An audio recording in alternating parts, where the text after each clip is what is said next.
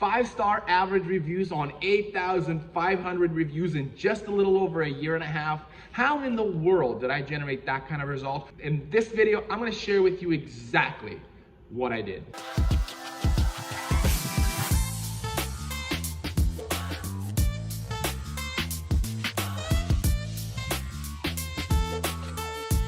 Hi guys, my name is Vlad. Welcome to Talk Shop. This is where I want to help you guys with all your Etsy problems. And today we're going to talk about reviews.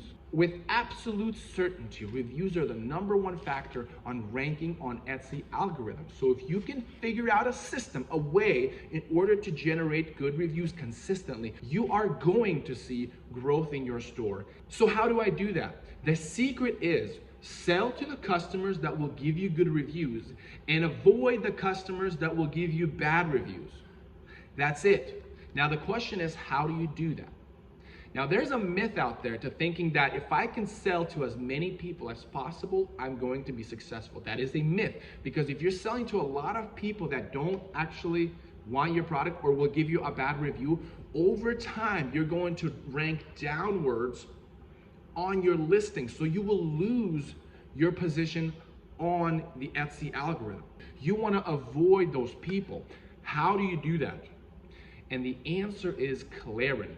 When the people that will come to your store and they're the ones that will give you good 5-star reviews, you want them to be convinced that this is indeed the product that they want and that they're going to love. Also, it's important for you to communicate clearly to the customers that will give you bad reviews that this is not the product for them. And you're going to be a great listing, a great shop if you can do that. That is weird to say, but if you can convince people not to buy from you that will give you bad reviews, you've done your job. Now, obviously, you have to be careful to make sure that the people that will give you good reviews follow through the order and buy it and receive the product and leave you a good review.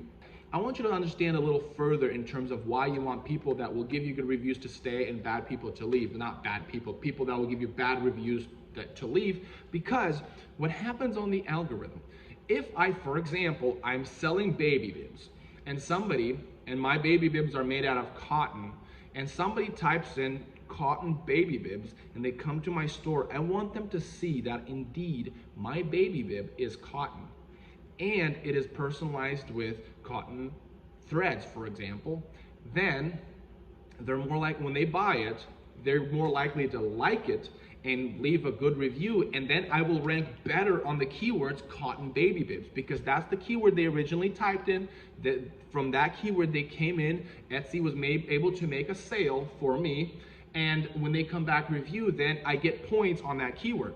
Now, if somebody came into my store and they searched polyester baby bibs or waterproof baby bibs, right? They come to my store, and let's say I wasn't clear on whether it was cotton or polyester or waterproof, whatever the case may be. They buy it and they think, great, I'm gonna have a baby bib that's just gonna be soaked. You can soak it, drain it, the baby's not gonna get wet. And it turns out that it's not the case. Then they're going to give me a bad review. I'm gonna rank downwards on certain keywords such as waterproof baby bibs. But you can say, well, that's not a bad thing, right? Because you're ranking on keywords you shouldn't sell anyways. Well, what the problem is, now they also attached keywords such as baby bibs. So it's a 3-tiered keyword. I'm hurt on the waterproof, which is fine for us, but then it's not fine when we're getting hurt on the keywords such as baby bibs. So you want them to stay away from your shop, so make it clear that this is a cotton baby bib, right? That's why you want to make sure that that happens. So you want to avoid the flow of people coming in from waterproof baby bibs, because they're going to give you bad reviews and you're going to rank down on keywords such as baby bibs, because that's in the 3-tiered keyword. But you want to invite those people to come in from cotton baby bibs to buy and leave reviews. So clarity is your #1 friend in terms of good reviews. How do you do that? First of all, photos. Photos are the #1 way that you can show them fast, directly, and with least amount of confusion that this is indeed this product, right?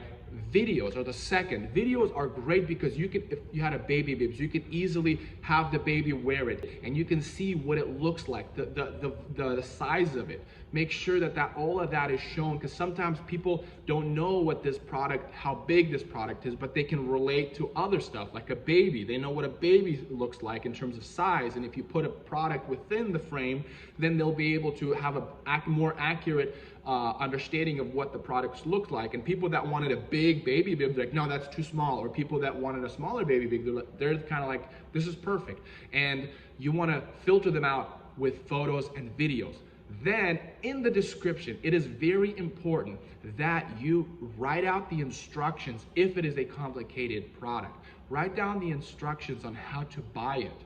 It's a simple thing, but sometimes people need help buying the product accurately because they might get the wrong size and will leave a bad review. They might get the wrong color and leave a bad review. So you want to make sure you guide them through the process. And if they're the people that won't like your product and they see that your size, these are the only sizings you have, well, they're not going to buy from you. And that's, again, not a bad thing.